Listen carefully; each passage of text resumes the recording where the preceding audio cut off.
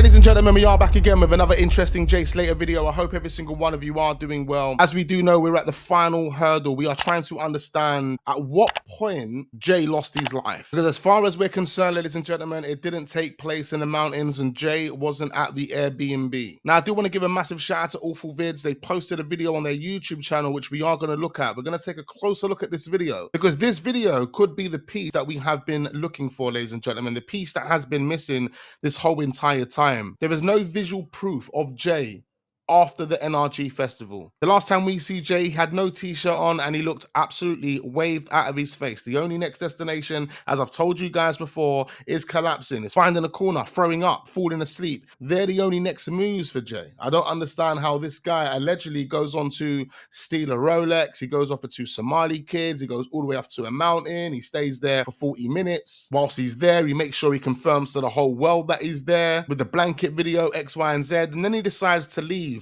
and walk the wrong way. The only person that can confirm they see him walking that wrong way is Ophelia, the person who is a part owner of the Airbnb that he was allegedly staying at. I mean, they have literally tried to take it away from where it actually happened, but then they've also tried to take Jay away from the Airbnb. So they've more or less relocated the whole situation to avoid anyone looking at maybe CCTV. It's been a massive cover up, massive distraction. People have had the wool pulled over their eyes from day one. In my opinion, based on the facts, based on all of the information that we have today, it's in order to protect a group of people that know what actually happened to Jay, but one person in particular is being protected.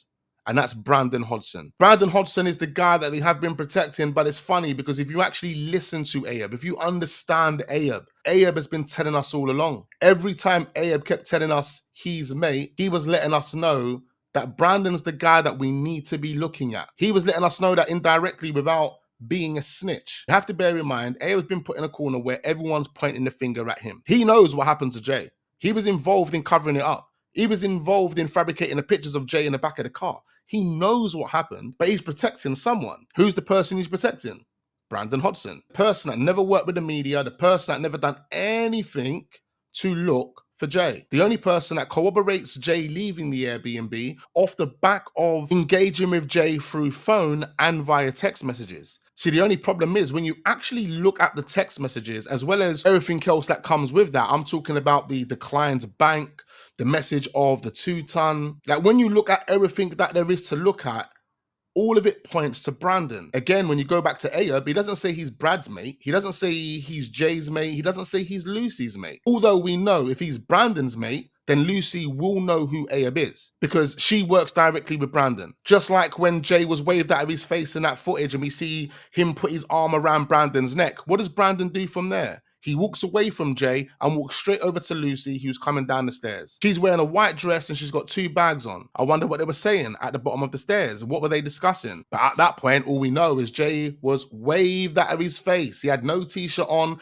Brad standing next to him looking all concerned. And then we have the messages that have been revealed via the inquest. As I was mentioning with Ayub has only mentioned Brandon throughout this whole entire case. Rocky came in to replace Brandon because Brandon was the person that was sitting in the passenger seat while Ayub was driving and allegedly Jay was in the back saying that he just stole a Rolex. It was Brandon in the passenger seat. But what they decided to do was pretend it was Rocky to protect Brandon. At that point, I believe Lucy was in the car as well. She would have been the person that was filming Ayub. She didn't want to film Brandon because Brandon's her guy.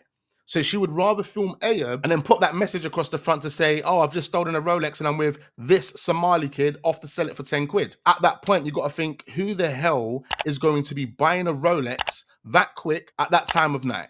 Made no sense. But that was something that they thought of on the spot because they were panicking. They wanted to make it look like Jay had done something wrong and he's on his way somewhere with these strangers and you're never going to see him again. And we know nothing about it. You know, I went home alone. I left Jay with people he knew. And then I got the call at 8:50 to say I'm lying in a ditch cut by a cactus and I felt like I was going to die. I mean, how more obvious can it get? Literally telling us I wasn't there, so I'm not going to be able to explain the outcome of what you are going to find, which is Jay at the bottom of a cliff. But I am trying to let you know that Jay was in a desperate situation. Jay was really dehydrated and begging for water. He said that he was really thirsty. He felt like he was going to die. Just to let you know, he was cut by a cactus as well. And here we have his screenshots that he sent over to us. The screenshots that he sent over to you. I mean, that never ever made sense because no one would ever send screenshots of their location.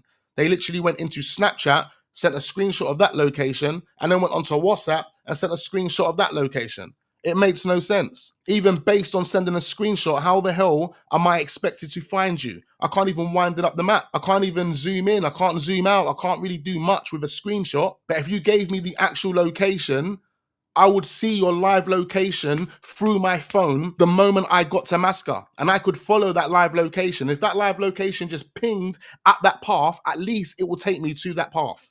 But guess what? They didn't even go to the path. They didn't even go to the path. They went to the Airbnb and then decided to go and look for Jay later on that night.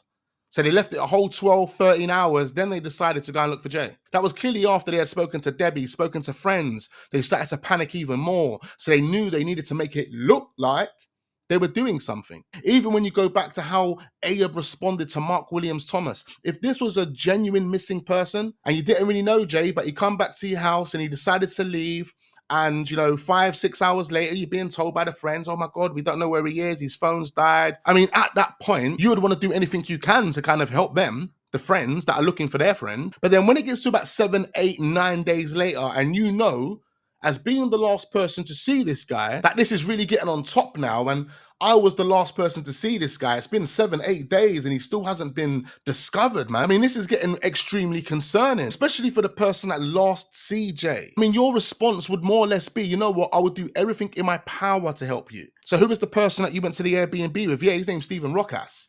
Yeah, he's my friend. I can give you his number. Take his number, give him a call. He will give you all of the information you need about us being at the Airbnb. It would be straightforward like that. You guys weren't involved in anything.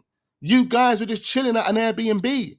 Whether you were taking drugs or there were drugs there, that doesn't matter. They're not suspecting you of any wrongdoing. They just want your cooperation to help find a missing person because yous were the last person to see him. But why have we got this hostile guy that doesn't want to give out any information? He doesn't want to let you know who the person was that stayed at the Airbnb with him. When asked if Jay and that person would have spoken when downstairs, the first thing you do is jump straight to the evidence that you planted.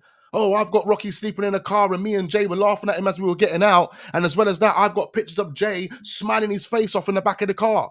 2 things back to back that you said that you guys fabricated. And that was your response to a simple question, which is, did Jay and Rocky have a conversation whilst they were downstairs, basically? At that point, Mark Williams Thomas didn't even know who Rocky was. He was just asking if it was possible if they had a conversation downstairs. And that's exactly Ayub's response. But it's clear as day, ladies and gentlemen, as to why Ayub has been hostile and responded with aggression and been a troll and done all of these things online, saying all of these different things in his live streams. I mean, we've got all of the receipts for it. Even things that telling people in the live that, oh, the person that you're sending money to, indirecting me, oh, he spends over £1 on his shoes. He said it himself. He spends over £1 on his shoes. You're the ones that are giving him money. Firstly, who was using the word quid? I thought Jay was the guy, or those up north dons are the guys that are more or less using the word quid. But here we have Ayub on a live, talking to the audience, trying to gaslight them about me through a song that I'd done 7 years prior to the JS case. So if I was spending £1,000+ on a pair of trainers, I was doing that 7+ years ago. If I am still doing that today, it means I can afford to do that. It's got nothing to do with what I'm doing here. But that's how they will manipulate the way you think, feel, and what you believe, ladies and gentlemen. And that's what they've been doing throughout this whole entire case, because these guys are fabricators. These guys are manipulators. And that's exactly what they've been doing to cover their own tracks, to avoid going jail, because they were involved in something sinister that happened to Jay Slater. And I'm not even saying Ayub is the main culprit here, because I don't even believe that Ayub directly had an involvement in what happened with Jay passing away. But he definitely was involved in everything thereafter. And if he was involved directly with what happened with Jay passing away, then more fool me. But the person that I believe had a direct involvement is the person that he's been protecting, the person that he has indirectly mentioned. Bearing in mind, he is the person that's been put in a corner, and the only person he refers to is his mate.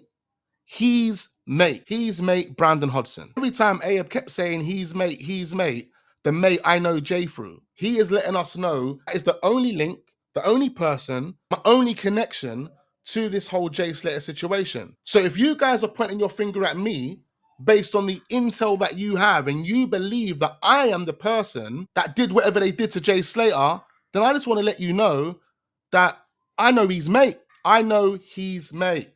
Yeah, he's mate. Not Lucy, not Brad, but he's mate. He's mate. This whole entire time, Abe has more or less told us who has been the perpetrator.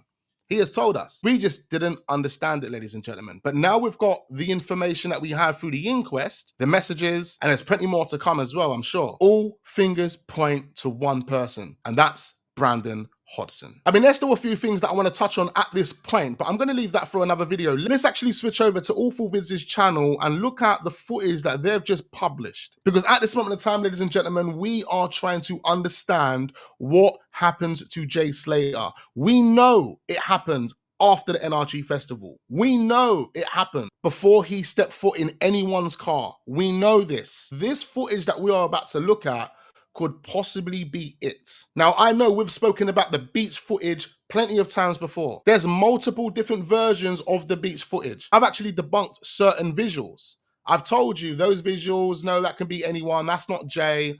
I can't see Jay there. I can't see Brandon there. I can't see Brad there. I can't see them. But the visuals that we're about to look at, ladies and gentlemen, I have not seen before. And these ones are pretty interesting. According to the person that recorded the official video, they're saying that the time was around 4 o'clock in the morning. Okay, so we're going to get into this. Make sure you hit the like button, subscribe to the channel if we're newly watching, and let's check this out. So if I go back a second, so there's something white in between these two here, and then this one bends down to pick it up. I just want to quickly pause it. Now I can see a few figures here. Now, the one to the far left, I'm not too sure if you guys can see my mouse here, but this person right here, that looks like one person and one person only. And I've actually looked at this video a number of times now, but that looks like Lucy. It looks like Lucy wearing the white dress that she was wearing in the NRG festival. And it looks like she's carrying a bag. This person looks like they are carrying a bag. Let's just keep looking.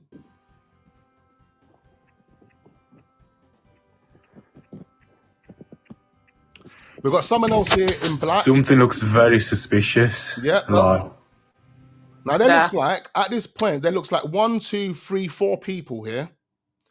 And it looks like 2 of those people are carrying someone. Now, the way this person looks like they're being carried, I've got one arm around this person and the other arm around that person, and I'm more or less being dragged. I'm more or less being carried that way. That's what it looks like here, ladies and gentlemen. Let's just keep looking at this. Like as if they've got one arm on each side. Yeah. And the legs are dragging behind. Yeah. Oh yeah. Yeah, everyone move, watch this. And they're literally How did you get this? The live cam? The person that they're carrying could be unconscious. He can't walk. Could be dead. Literally can't walk. It looks like they could be carrying them to the car. Now let's think of that scenario for 1 minute. You've got 4 people. One of them's unconscious and they're being carried, arm over this person, arm over that person, and they're just being carried. One man here, one man there. The other person is standing there, who I believe is Lucy. At that point, they would have direct access to what? The person's mobile phone, for one. So let's say this is them now carrying Jay to the car. The car is parked on the road. They are walking towards the road at this point. The only problem is, ladies and gentlemen, there isn't a strong description of all of the people there. The person that I say looks like Lucy is just my opinion based on watching this 4, 5, 6, 7, 8 times, however many times I've watched this. I've watched this a number of times. Person who looks like they're carrying a bag, wearing white. It looks like they've also got long hair, only fits one description. And that person isn't carrying a person. Why would you have a female carrying a person? Makes sense for that person to be walking alone with their bag on, being a female, kind of panicking, trying to understand what's going on, trying to understand what they're going to do next. You know, that's the modes that they're in right now. And if this is genuine and they're actually carrying someone here, then they're obviously doing it to make it look like that person is just waved out of their face and they're trying to get him home. So it just looks normal. No one's going to look at these guys and think, oh my God, what's going on over there? We've looked at this area's footage so many times and we've looked at so many different footage in between. This is the first time I've seen this. Everything else has been debunked. I've said to you myself, nah, that's not it. That's not it. That's not it. If I really wanted to try and force a narrative, I would have been like, yeah, that's them. That's it. That's 100% it. And that would have been me trying to force a narrative. I'm not. I'm trying to really understand the truth here. We're really trying to get to the facts. And I'm telling you now, my opinion, based on what we're watching here, ladies and gentlemen, this is plausible. This looks like it could have been them carrying Jay back to the car after an incident would have taken place.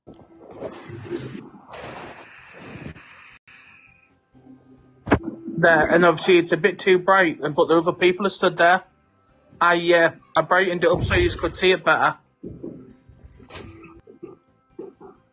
But where the other people are stood, this is that bit there.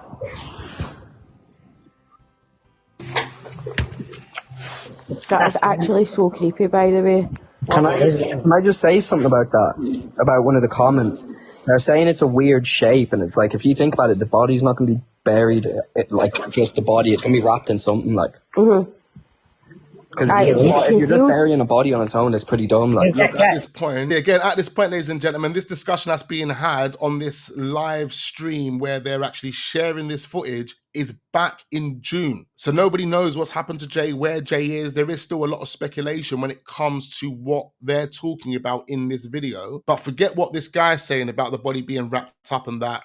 The visuals are not the greatest, so it could look that way to some people, but just look at what we're seeing. Like I said earlier, we know whatever happened to Jay happened after the NRG festival, so after coming out of there, but also before getting into Ayub's car. There is speculation at this point to suggest that Jay didn't even get into the car. Now, based on all of the information, ladies and gentlemen, the conclusion that I've come to is Brandon Hodgson. That's the person who I believe, in my opinion, had direct involvement in whatever happened to Jay Slater. It's one of the reasons why he never come forward and made any statement. It's one of the reasons why he didn't work and help the media. It's one of the reasons why he changed his name on social media from Hodgie to Royston Cropper. He knew what he was doing. Status as well, that had the rat, the plug and all of that. He knew what he was doing. They were playing games. Him, Ayub, Lucy, they were all playing games. They came together, corroborated the story to make it look like Jay went to an Airbnb, he left that Airbnb, and he unfortunately accidentally fell off a cliff. The agent of the Airbnb is the ultimate reason as to why Ayub got deemed irrelevant within 24 hours of Jay being missing. That connection allowed Ayub to get deemed irrelevant and allowed him to leave the island. The moment Ayub left the island, he started playing out the game. He started controlling the narrative, even behind the scenes. He started doing it via posting things on his Instagram on the 21st of June, the same day Jay Slater's Instagram got hacked. What he posted on that day was to make it look like everything was normal. Yes, I was the guy that was at the Airbnb. Yes, I was the guy that Jay Slater come to the Airbnb with. He come to my Airbnb alive and he left alive. That was the narrative. That was the narrative that they had cooked up over a 3-4 day period. That's the reason why I believe by the 21st, Ayub was ready to be the face of this story. The moment Mark Williams Thomas landed, everybody knew what the assignment was. We're going to play him, we're going to push out a narrative, and we're going to make it look like everything was normal. Everything was normal, guys. See, the big question here is, why would the friends, the so-called friends of Jay Slater, go along with this? Why would they be happy to protect Ayub? Well, they're not protecting Ayub, are they? They're protecting themselves. But they're ensuring to protect Ayub because Ayub's protecting them. Ayub's done them a favor. Although they were part of the same operation together, and Jay was involved in being a money mule, which potentially led to his bank being frozen, hence why it declined, they are ultimately still protecting the main perpetrator. And the main perpetrator, like I said, in my opinion, is Brandon Hodgson. Anyway, we are going to leave it there, ladies and gentlemen. Thank you ever so much for tuning in. Make sure you hit the like button, subscribe to the channel if you are newly watching, and of course, I need to know exactly what you guys are thinking after that one. So leave all of your thoughts, opinions, and comments down below. Turn your notification bells on so you don't miss out on future videos. We've got plenty more dropping. We've got the creepy, the mysterious, the disturbing compilation of videos dropping each and every single day, so don't go anywhere. Check those videos out. Check out the playlist, check out the podcast, and I look forward to seeing you guys on the next one.